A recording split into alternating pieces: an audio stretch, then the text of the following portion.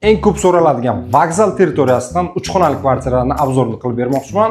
Ko'rishingiz mumkin, bu tarafimizda kirish eshigimiz joylashgan, garderobni shkaflarimiz. Kvartiramiz to'liqligicha neoklassika uslubida remont qilingan. Bu yerda kartina umuman olganda ranglar kombinatsiyasi ham juda ham chiroyli chiqqan. 90 metr kvadrat maydonga ega 3 xonali kvartira.